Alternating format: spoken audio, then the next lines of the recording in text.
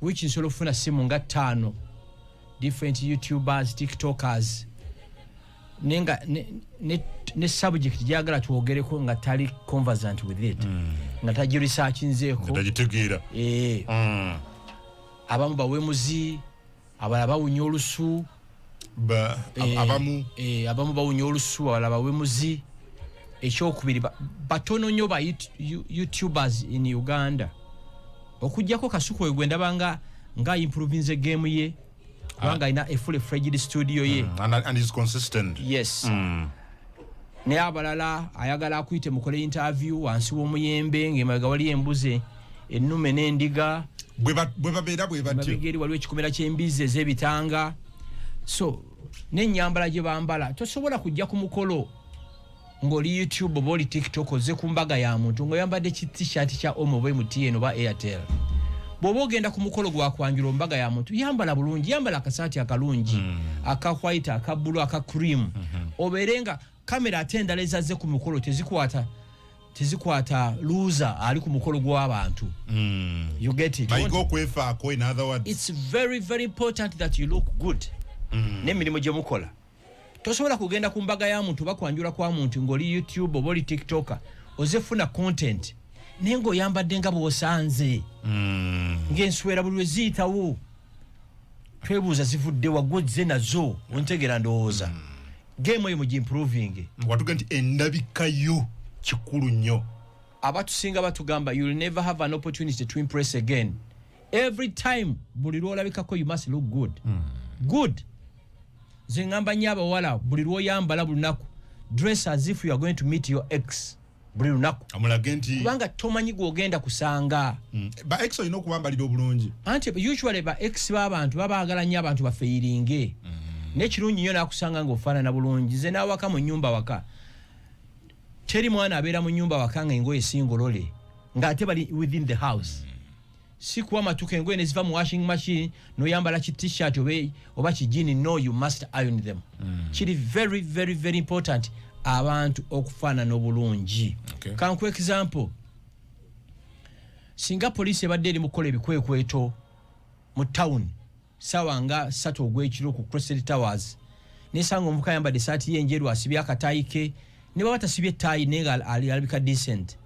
chances z'okumuyoola ntono naye bakusanga agavidiyo gazinze nga bw'oyagala bino ebiwale birimu ebitulituli ofaanana nga bw'osanze bajja kukuyoola waliwo neyanga nti and of course tetukola justification naye nti n'abamu ku bantu abakoleddwako mob justice omuntu newoba wavunaanyizibwa naye ng'olina amaviri gali eno emaze geyambalira bwotyo kyangwira bali okususpectinga nti kyaleka yono buli lw'oyambala you should always dress like a prospect not as a suspect that's powerful say that again buli lw'oyambala you should wear like a prospect not as a suspect oyitegera olina okufaanana all the time not as a suspect never nammwe abaana abagenda abuwala okusaba emirimu buli lw'ogenda mu office okusaba omuliro yambala bulungi yambala akasikati akadde aka grey aka blue black top ya white ng'ogenda okusaba omulimu kola akaviiri akali decent tokola bino ebiviiri kala 150 eziri mutwe gw'omuntu ontegera nzoola abaana bajja mu office waffe okusaba omulimu omwana omuwala n'ogamba gwe sinza nagukuwa ng'osinzidde ku biviiri babuyita butya buno bujiini bwe bambala buno busikini sina jiini oba bulegingi agakatonda ku office najja mu office yange on Monday ayambadde legging ayambadde ne sandals bisapatu naye ng'anoonya mulimu wali ne bana balina jiini ezirimu ebituli empale ezo weekend bavubuka bato eyo generation nga mulimu ebituli n'ogula empale n'ogisalaasala egyo myaka gibatawaanya baba bagenda kunywa mwenge kiro mabara that's okay but you can't come to my office ng'oyagala mulimu nogira mu legging tekiriyo ne sandals waliwo omuwala yajja mu office ng'ayambadde ka legging ayambadde sandals leggings so no bakwata ne kamutipa bweka akubwe katyo obugoyi abawala bawambala nnyo mu gym obwo ne t-shirt I looked at her samwana budde ekyala togendanga mu office y'omuntu ng'onoonya mulimu nga CV eri ku simu yo have a soft copy and a hard copy you cannot come to my office ate n'onsaba printer oprintinge CV yo gwanoonya omulimu beera ne soft copy ne hard copy kubanga osobola kugenda ewa wa CEO w'ekitongole ky'osaba omulimu ngali analog ye nga tabitegeera ebyo byamu soft copies you get it yayagala kipapula kiri hard kati nganze kyalina obuzibu obwo nze ne bompeeza email nga mpanvu nnyo page 3 I have to print it ngisomeko ontegeera so bino bintu bikulu nnyo bwe tubibulira abaana abato balooza nga abasaaga n'ebintu bikulu nnyo ate mu abawala abegayira mu office abawala abato nga ate gwe tonna kufumbirwa ajaga chewing gum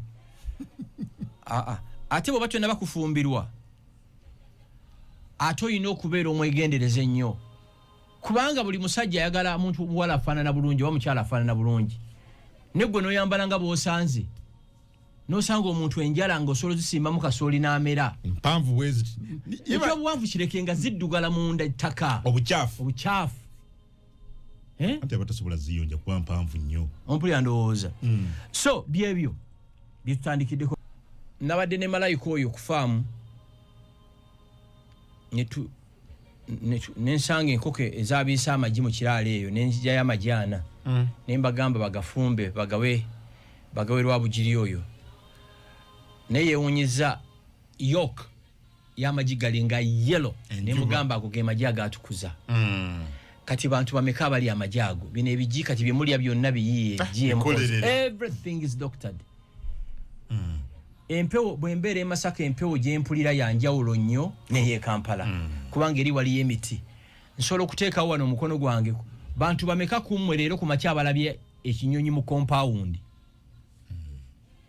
kubanga mwa displacinga dda ebinyonyi ne ku faamu waffe obeera oli awo ebinyonyi bikola ki ne bijja kuba waliwo emiti gye byetaaga kuliko ebibala naye wano ebyadduka tebiriiwo so which twagimazeeko wiiki ebaddemu ebirungi neebaza Katonda ndi musanyufu nnyo ti first lady yalabiseeko eggwanga labika mukama weebale kuuma first lady mukama weebazale kujjanjaba first lady nyina omukadde gwe mmanyi okuva first lady we bwe yalwala buli naku amusabira essaala asuuke ndayira nga ntya Mungu nyina omukadde gwe mmanyi buli lunaku abadde asabira first lady oyo yasuuke lwaki President Museveni abadde ne first lady for the last I think 50 years munnengo oyo muvaako president yalifunye setback ya myaka nga 3 mu bulamu bwe so nebaza nawe President Museveni nakulabye gulongo oyogera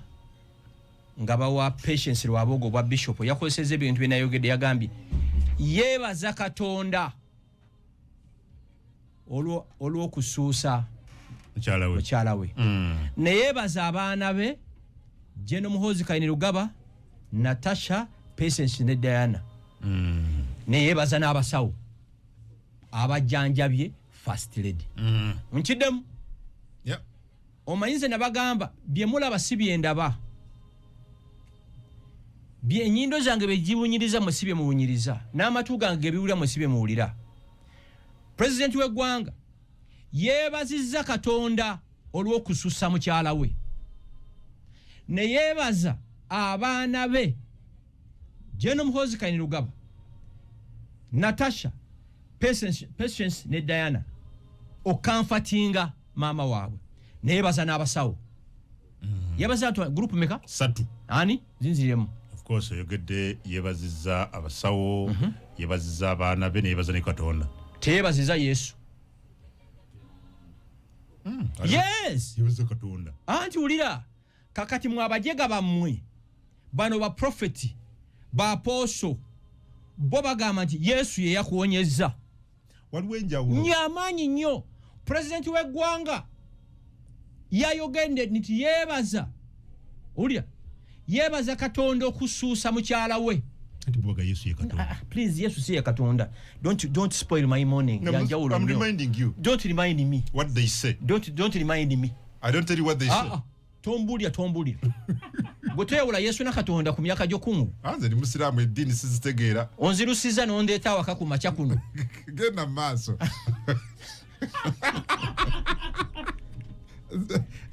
abantu ekyanjonjola beyeebaziza Katonda abaana be ne yeebaza categories esatu gabwozogedde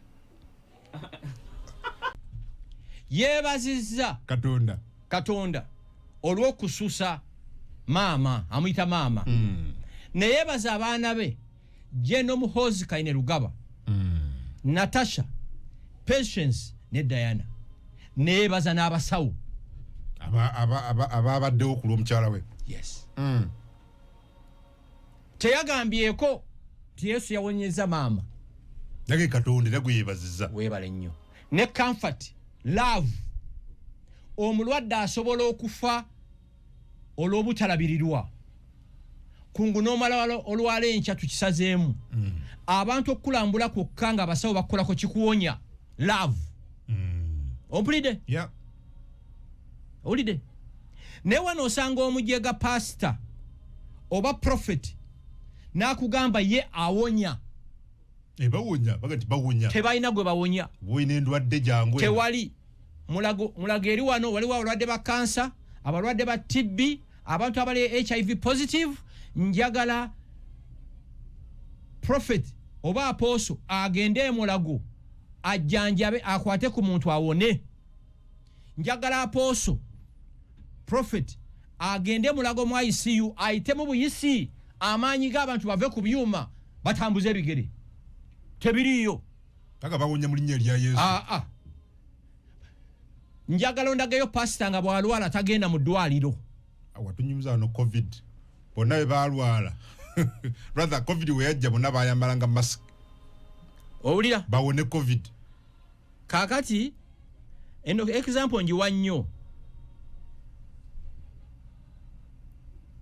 osanga pastor oba prophet nga bw'aba asoma Bible ayambala reading glasses kakati gwawonya kansa nowonya TB nowonya sirimu ate olema otya okuvumula amaaso go ng'okusoma olina okubeera okuyambibwa reading glasses ate teweesabira ne gawona.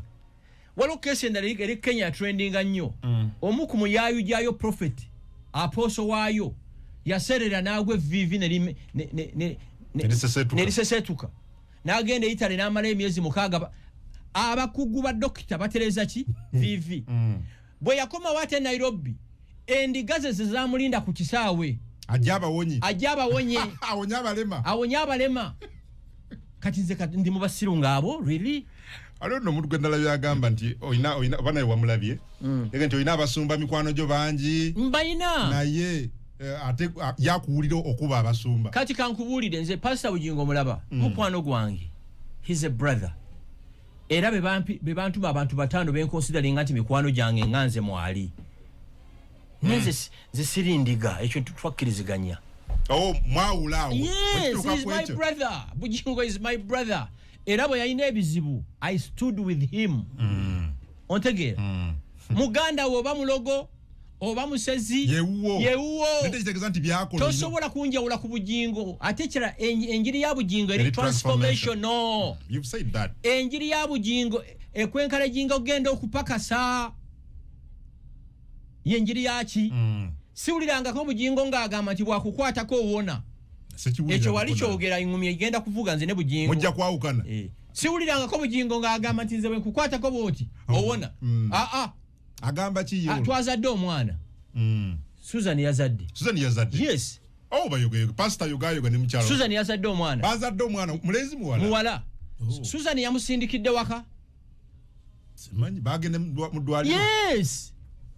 Nze ogwange guli gumu kubembera kuntuggawa nabaye bakiyita kubuusa. Buusa tuwulire. Kyekyo bwe kiri kubuusa. Ontegeera. Mpulira. Nyina prophet omugwe nalingera naye Dubai I remember. Nali simanyi agenda naye kuwekebeza ndwadde zimutawaanya biyo nagambe bali nalina obuzibu. Naye namusanga ali mu layini. Nangamba nti kyolaba Las Vegas kisigala Las Vegas. What happens in Las Vegas stays remains in Las Vegas. You get it. So byebyo ze njogera mazima wano. Katuzeeyo. Saabalwanyi yeebazizza abaana be okamfatinga maama kyekyasse Alex mukulu.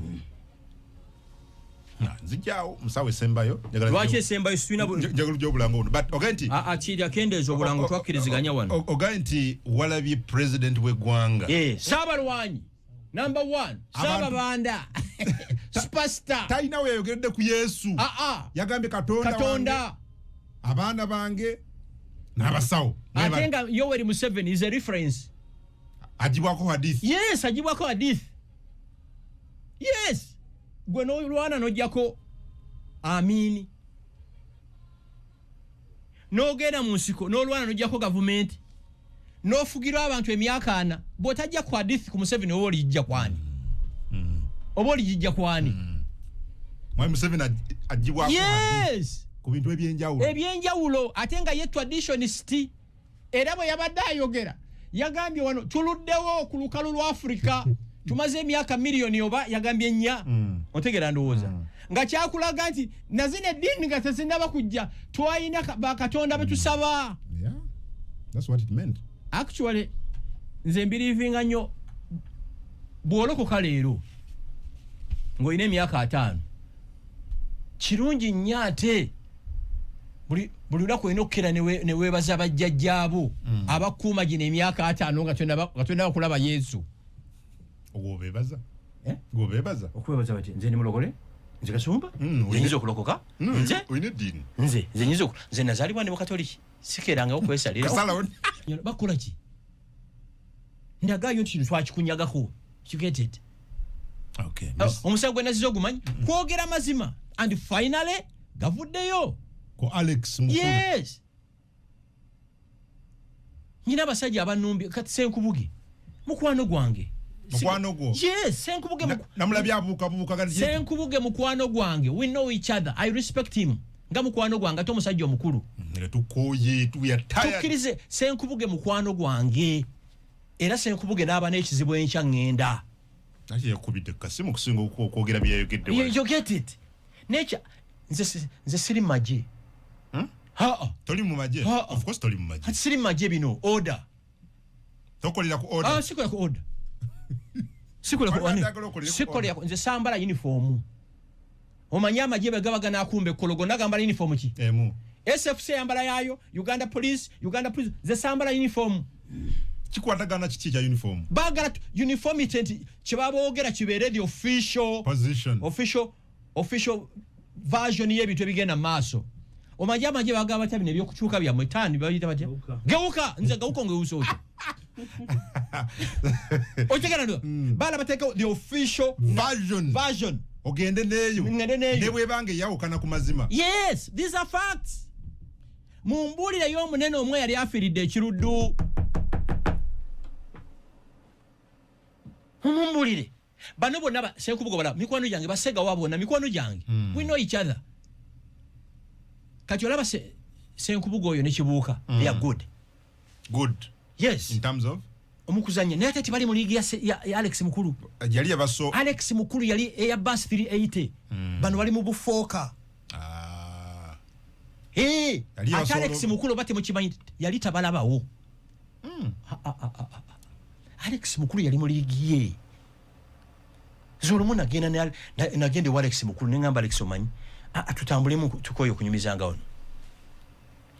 netuzivuga netugenda Namirembe restaurant ya waggulu nagana okutwanaga situla wano waliwo abasiru situlawo emusajja wa netufaawo netugenda tusinkana ono speaker wa Buganda oyo aliko gumbule linnya bwe lityo netunyumye kawungeezi buli munaddawa you get it simanyi mirundi emeka ngenze wa Alex simanyi mirundi emeka jaze waka surprising ne malaka yenyine yakajja mu bulamu bwange yangamba Alex yaje wano nga nange wendi he was an amazing guy nenga ali picky Alex yali selective extremely selective ani gwayogera naye wawabeera kyatwakiri yangamba Gashumba bubangoze wano nga tuze kunyumya simu giteeke wali twogereze nawe nga sibya simu olikuwagera ebintu bingi netudisagwinga ku bimu nena nkubulidde sitwakoze kimala omukyalo ono byayogedde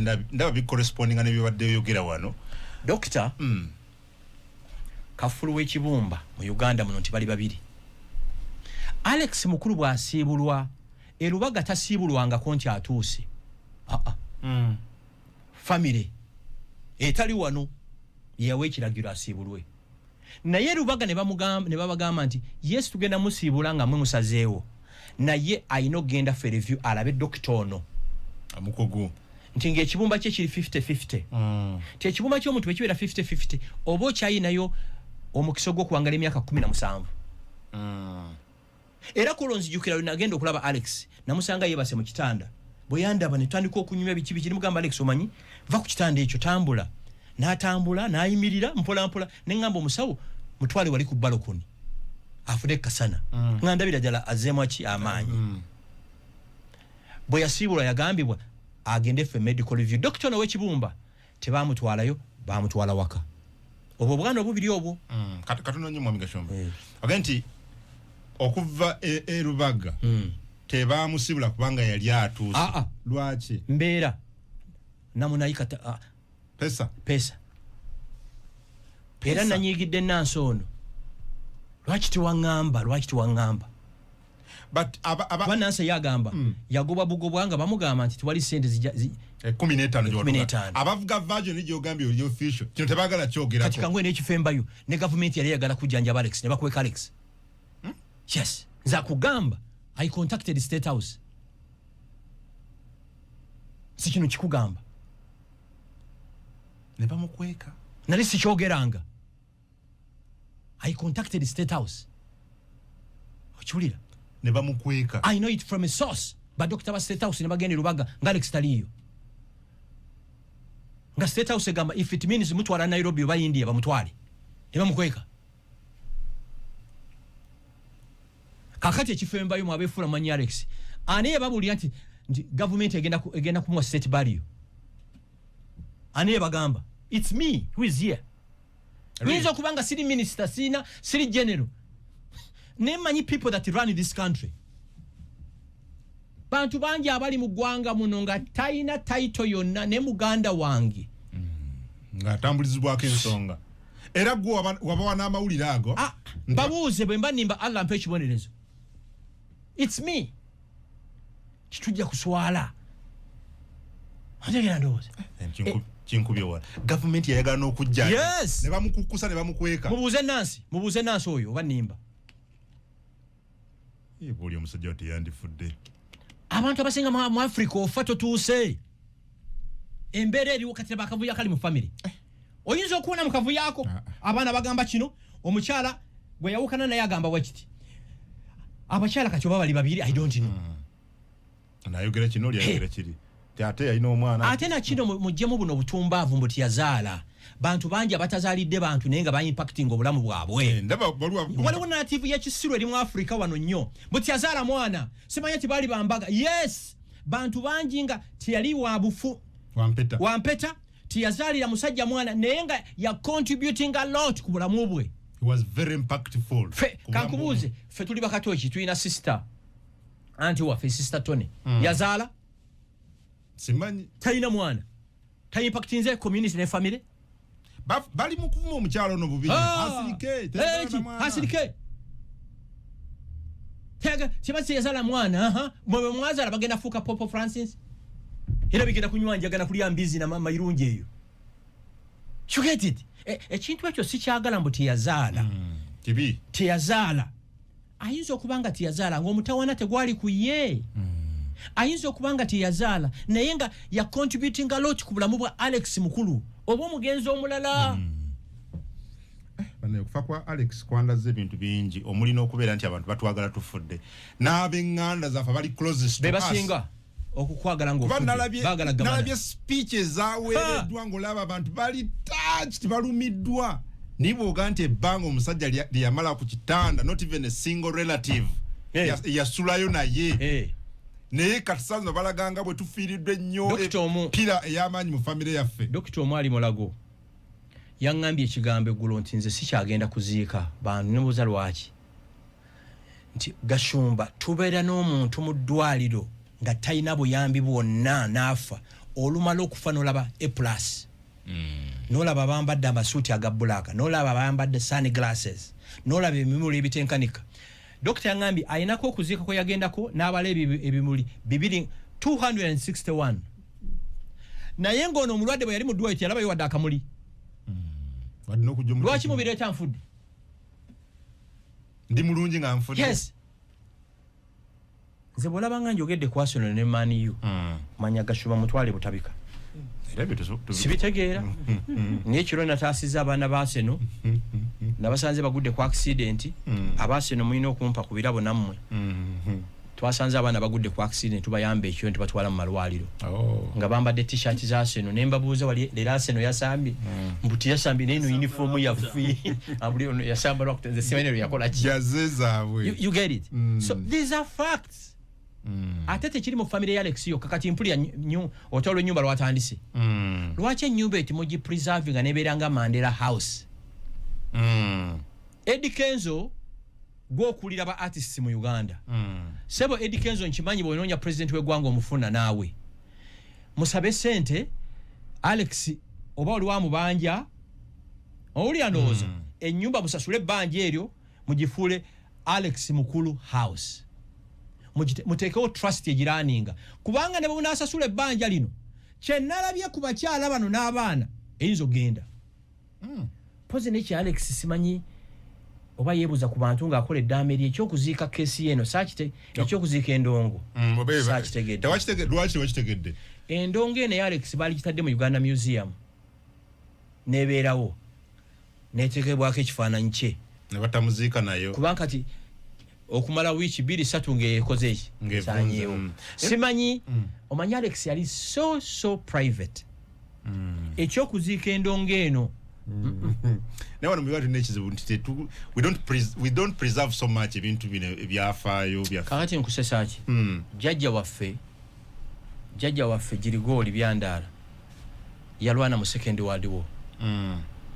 Nabuuza mami nti bwe baakomawo biki bye baakomawo nabyo nti baakomawo n'ebijaketi nga biwanvu ebyanzi ebizinzimiya n'ebiso n'amasuwaani ne mbuuza mami ebintu ebiriwa naŋŋamba nkubuulire kyenzijjukira ebyo ebikooti by'ovulo jjajjamwe bye yatubikanga naye ebiso ebizinzimiya byonna tebikola ki. Kakati singa ebizinzimiya ebyo n'ebiso babipreservinga balwabugiri baali birabye. I only see this in Ethiopia, not here. Otegeera jjajja Second World War yava Namagoma wano n'agenda mu Second World War era otwa bwe yadda n'akomawo naye nti yakomawo n'ebyovulo ebiwanvu ebyo noza ebiwanvu n'ebiso n'ebizinzimiya n'amasowaani. Nabuuza mami ebintu bino biriwa nti kyenzijjukira jjajjammwe yatubikanga byovulo ebyo. Kati abaana baffe baalikuze balaba nti bajjajjaabwe baali balwanyi. Kiba inspiringa. Kati okuziika endongo ya Alex Mukulu mu Ntaana Alex alinganga agamba nti abasiru malekedde ensi yammwe. Nze yiyo nze nkoze eki nkitadde ngenze n'ebyange. Kati bwe mpulira nti ennyumba efuuse ennyumba million simanyi bina biki g'amazima gali nti emabegako ko nange namanyako yaliko ebbanja lyabangibwa emabegako naye naalisasula. Kati ebiriwo sibikola ki sibimanyi. Nenze mbadde nteesa Sebo Eddie Kenzo omusuuza si akulira ba artists mu Uganda. Mbadde nkusaba ku ssente ze baabawa mpulira baabawa ssente nnyingi oba baabawa oba bagenda bawa I don't know. Mutuule musalewo mununule properties ya Alex Mukulu. Muteekewo ba trustee abanaalwaninga egundi eyo property ye naye bw'eneegenda kijja kuba kibi. I have a message here Mwami Gashumba twogerako. Someone tells me here that say Kung, thanks for the show. I am a doctor in Chirudu Hospital. I want to thank Mr. Gashumba for speaking out against the fake friends of Alex Mukulu. I was among those taking care of him while at the hospital here, level 7, private ward, and he was in room B2. He was regularly surrounded by a young man who we thought was a son, but not. And another young lady whom we discovered was a bedside nurse. Those are the two people who were regularly, daily at his bedside. The relatives could just come in for a few hours, like visitors, and then disappear. Never did any of them even spend a night in the ward. He seemed unabandoned. Mu Luganda kitegeeza ki? yalabika ng'omuntu yalekebwawo and a neglected man with no friends. Neglected kitegeeza era kye kimu nga atalina mikwano yeerabiro yasuulibwawo nga talinaako wuwe. He was brought at Kirudu late in dire state. Yaleetebwa ekirudu ng'obudde buyise ng'ali mu mbeera mbi.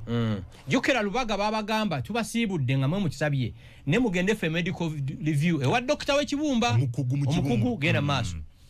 Surely we could not reverse the brain damage he had already gotten.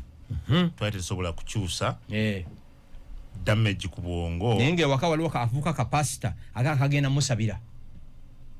Nenga family ya President Museveni ena mu bishop kakati mama yatwalibwa mu ddwaliro essala yesabwa n'abasawo bakola oguki ogwabwe lubale mbeera nga nembiro kwotadde. Nze we believing anti abasawo balina kujjanjaba Katonda yakola ki yawonya. So kitegeeza bano aboogere nnyo ab'eŋŋanda bayinza n'okuba nga bali tebamanyi nti oba baali bamanyi banga tebamanyi nti ono pastor ali mu kulimba lima nti asobola okuwonya omulwadde. Anyway, surely we couldn't reverse the brain damage he had already gotten. After his initial discharge from a private hospital, those ategeza Lubaga. The instruction was for him to seek expert care from one of our professors at Kirudu. Kati mbuwadde munvumira ki? Nti oluvannyuma lw'okusiibulwa mu ddwaliro ly'obwannannyini we want to assume nti Lubaga kuba gye yali. Ebiragiro ebyamuweebwa byali nti afune obusawo bw'ekikugu okuva mu ku bakugu ku ddwaliro ly'Ekiruddu. Oyo dokita akolera Ekiruddu n'emulago alina private hospital ye oba kliniki e Namugongo. Okay. To seek expert care from one of our professors at Kiruddu, but instead he was taken home due to lack of funds. Ekyennaku oba ekyembi kifo okutwalibwa okulaba omukugu nga bavudde Lubaga bamutwala waka olw'okuba nti omanya bamutwala waka ye dureva ne pastor ku biragiro byabali abali ebweru ab'eŋŋanda mumuzeeka kakati gashumba ne mumuzeeka wadde abasawo bagaye munoonye ebw'ekikugu mumuze buzaka. And then only brought to Kirudu when almost nothing can be reversed rather. Kati bakugamba nti kasita obwongo bwo bushatinga down ngowedde. Thank you Akwebaza. Thank Mr. Gashumba for speaking out always about fake friends. Byebyo muwulidde bigambo bya Dr. Wekiruddu. Simple. Osobola okukola show you ne trending without demeaning others, without pretending as if you know each and everything. Nze buli lwenzijja wano ne njogera ku nsonga njogera no authority kubanga manyiri percussion ezikirimu nsobola okuwaabirwa. Yes. Ne UCC sobola kunsa moninga. Ate sigwe gusoose. UCC bwe yansa moninga ku nsonga z'Abanyarwanda nalumba kubanga nalina obujulizi nti tusosolwa. Agenda ng'omutuguli waggulu. Ne mbagamba I'm ready to serve a jail sentence. Bwe kiba nti abantu baffe bajja kununulibwa. Ensonga negguka. Okitegera ndo? Kati bino bye nayogera. Gashumba Munyarwanda Alex Mukulu yali Muganda. I think ababyogera byali byetagisa. Njaga tuwumbe umefune ku bantu mwami baga tubalekeredde nnyo. Simple. Ebbanga lyonna tetubawadde mwagala. Mufe ku bantu nga bakyali balamu. Mufe ku bantu nga bakyali balamu. Temubalaga kwagala nga bali mu coffin. Ne mwekunkumula. Takyasobola nabbira banoleeta ebimuli n'okola ki? Zate Mungu bw'ali bampise 30 years from today. Temwambalanga ebisuuti bya black. Yo okola kiramu? Mwambale top nga ya white. Oyagala twambale kimu kufaako? Top nga ya white waggulu. Wansi mwambale kye mwagala. Temwambale ebivumba byammwe bya black. Tetujja na makooti na bino ebivumba ne t-shirt ebyo. Ne taata ffe twali tumuziika. Twayambala t-shirts njeru. Ne bino biglass ebya black. Bino byatunda ku park enkadde. Nabalabi bambadde bino bigalubindi byatunda ku park enkadde abatembe. Mumanyi galubindi. Nze galubindi ze nyambala boda. Yes. Yes. Boda tegeze. Value yayo. zigula boda boda. Yes, nzigirande bwenti nga temenyeka. Oyambala bigalubindi babitunda ku park enkadobe empya. Oyinamu. Abala tebalinamu. Nze nakugana okubamu. Bigalubindi. Biringanga bine ebiwolodinga abaana bange abawolodinga be bambala. Nawe oli gashumba kwokerera. Omanyi nnyo. These are facts. Bigalubindi babitunda ku park. Bigalubindi byabawolodinzi. Nakererako. Ontegera ndowooza. Onagambye okay. Anagai kungu webale kutuletera mwami Frank Gashumba omusajja w'amazima era nsaba mukama abasajja nga ye abawangaze kuba tubayigira ku bingi. Nze Sekiranda Henry Chairman Kyankoko Family Group Komansimbi. Komansimbi mutuulira? Bali ku Radio 8. Radio 8 manager Masaka webale nnyo nayogedde naye eggulo nga yandaze nti omulimu agwagala. Okay. Akola omulimu gwa ttendo. Okay. Nze Kasambula Charles ekirala ku nsonga ya Alex omukulu Pastor Sirwadda Joseph ye yamutwala mu ddwaliro Rubaga.